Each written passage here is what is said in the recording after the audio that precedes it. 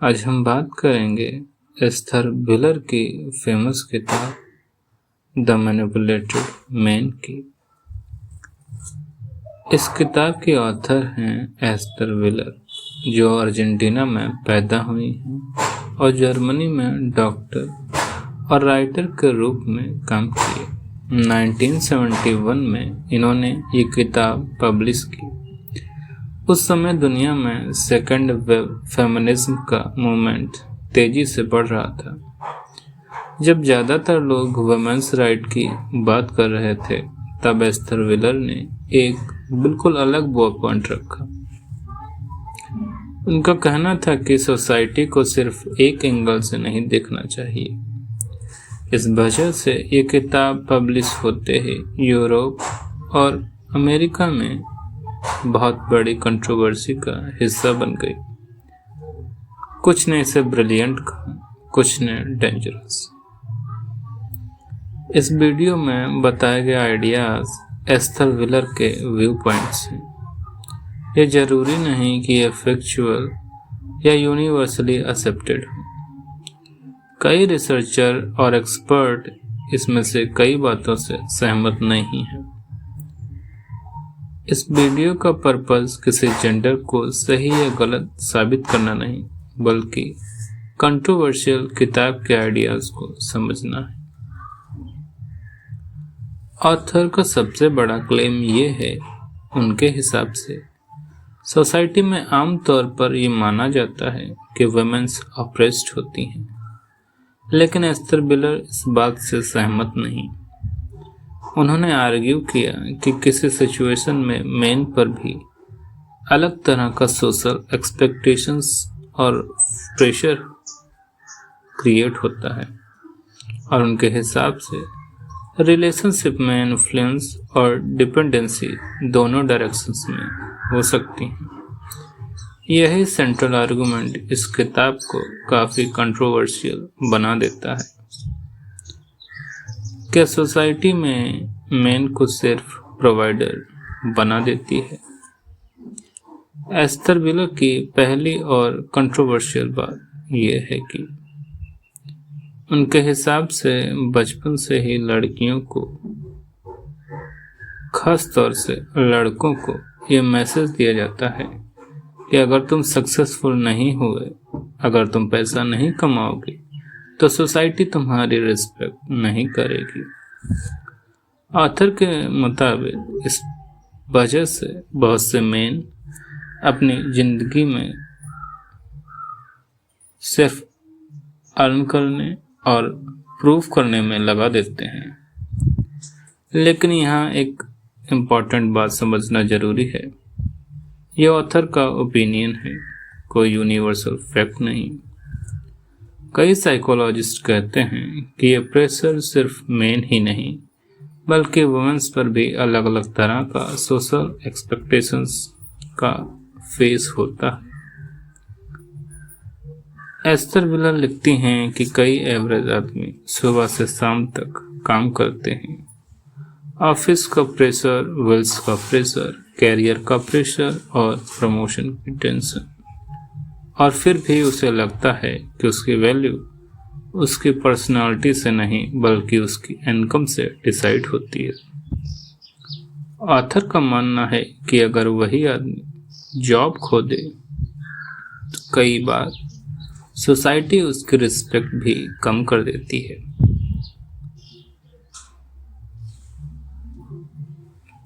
कई सर्वे ये दिखाते हैं कि कई कल्चर्स में मेन पर फाइनेंशियल रिस्पॉन्सिबिलिटी का प्रेशर ज़्यादा होता है, लेकिन इसके साथ वुमेन्स भी करियर, फैमिली, अपीयरेंस और सेफ्टी जैसे अलग तरीके का प्रेशर झेलती हैं।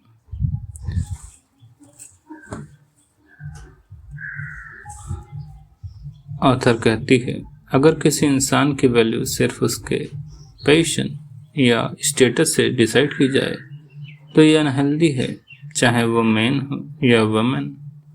इस पॉइंट पर कई लोग ऑथर से सहमत नहीं, लेकिन जब ऑथर इस कंक्लूजन को सिर्फ एक जेंडर के पर्सपेक्टिव से एक्सप्लेन करती है, तो कंट्रोवर्सी और गहरी हो जाती है।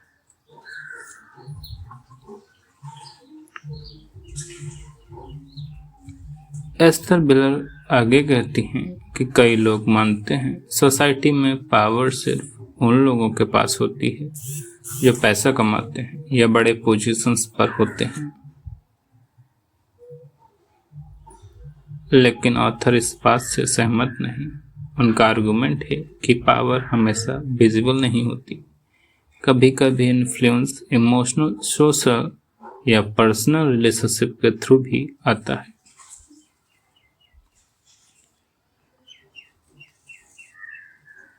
ऑथर कहता है कि लोग अक्सर सिर्फ फाइनेंशियल पावर देखते हैं, लेकिन इमोशनल एक्सपेक्टेशंस, अप्रूवल की ज़रूरत और रिलेशनशिप भी लोगों के डिसीजंस को काफ़ी इफ़ेक्ट करते हैं। ऑथर का मानना है कि कई बार लोग दूसरों के अप्रूवल पाने के लिए ज़्यादा मेहनत करते हैं, ज़्यादा पैसा कमाते हैं या अपनी मांग या इमेज मेंटेन करते हैं। उनके हिसाब से ये भी एक तरीके का सोशल इन्फ्लुएंस है।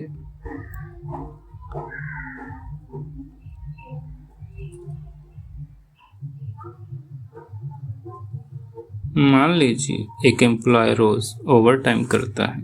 एक रीज़न हो सकता है करियर ग्रोथ, दूसरा रीज़न हो सकता है फैमिली की फाइनेंशियल नीड, तीसरा रीज़न हो सकता है सोशल एक्सपेक्टेशंस।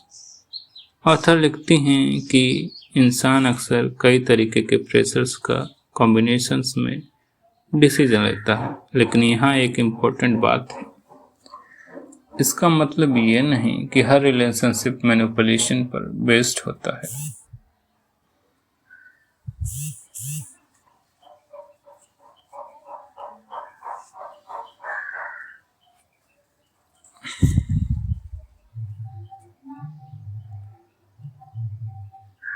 लेकिन एस्थर विलर यही नहीं रुकती। अगले चैप्टर में वो एजुकेशन, मैरिज और सोसाइटी के रूल्स पर सवाल उठाती हैं।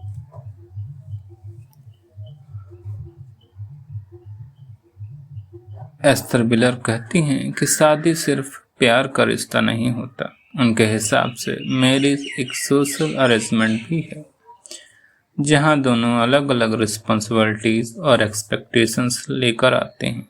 ऑथर के मुताबिक कई बार लोग अपनी असली पर्सनालिटी से ज़्यादा सोसाइटी के बनाए रूल्स निभाने लगते हैं। लेकिन याद रखिए,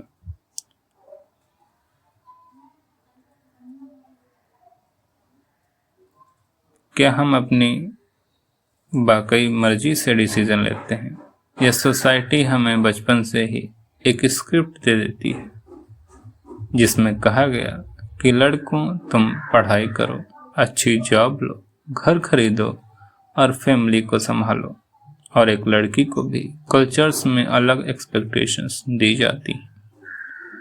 ऑथर कहता है कि ये फिक्स्ड सोशल रूल्स कभी कभी दोनों जेंडर्स पर प्रेशर क्रिएट करते हैं, पर सबसे ज़्यादा मेन पर। एस्थर विलर कहती हैं कि बहुत से लोग सक्सेस इसीलिए चेज नहीं करते क्योंकि उन्हें वो पसंद है, बल्कि इसलिए क्योंकि उन्हें लगता है कि बिना सक्सेस के सोसाइटी उनकी वैल्यू कम कर देगी। इसलिए लोग बेटर सैलरी, हाई स्टेटस और एक्सपेंसिव कार, इन सब के पीछे भागते रहते हैं। ऑथर के हिसाब से कभी कभी इंसान अपनी खुशी से ज़्यादा दूसरों के अप्रूवल के लिए जीता है, और ये काफ़ी सही कहती हैं। 1971 में जब ये किताब पब्लिश हुई तब दुनिया में फेमिनिज्म पर बहुत बड़ी डिबेट चल रही थी, और इसी बीच एस्थर विलर के एक नए अपोजिव पर्सपेक्टिव ने जन्म दिया। इसी वजह से लोगों ने उन्हें फियरलेस राइटर कहा, कुछ ने एंटी फेमिनिस्ट कहा और कुछ ने इंटेलेक्चुअल। ये किताब सिर्फ इसलिए फेमस नहीं हुई क्योंकि लोग इसे पसंद करते थे, बल्कि इसीलिए भी हुई कि लोग सोचते थे कि यह सही लिखा है।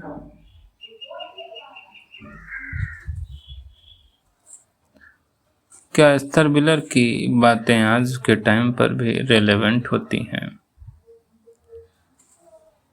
जब ये किताब पब्लिश हुई तो साल था 1971, लेकिन आज 50 साल बाद भी लोग इसके बारे में डिस्कशन करते हैं, क्योंकि ये किताब सिर्फ रिलेशनशिप की बात नहीं करती, ये बड़ा सवाल पूछती है कि हम अपनी मर्जी से जिंदगी जी रहे हैं या सोसाइटी की ट्रैप से हम बंधे हुए हैं।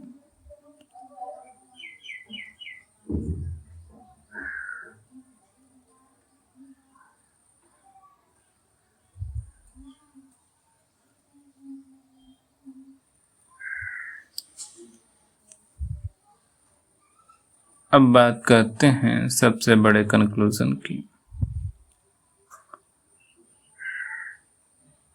द मैनिपुलेटिव मैन को पढ़ना चाहिए या नहीं? ये किताब बताती है कि कैसे सोसाइटी हमें अपने फ्रेम्स में जकड़ लेती है। ये सवालों को उठाती है, ये उठाती है हमारे इमोशंस के फायदे से जन्मे उन्माद को।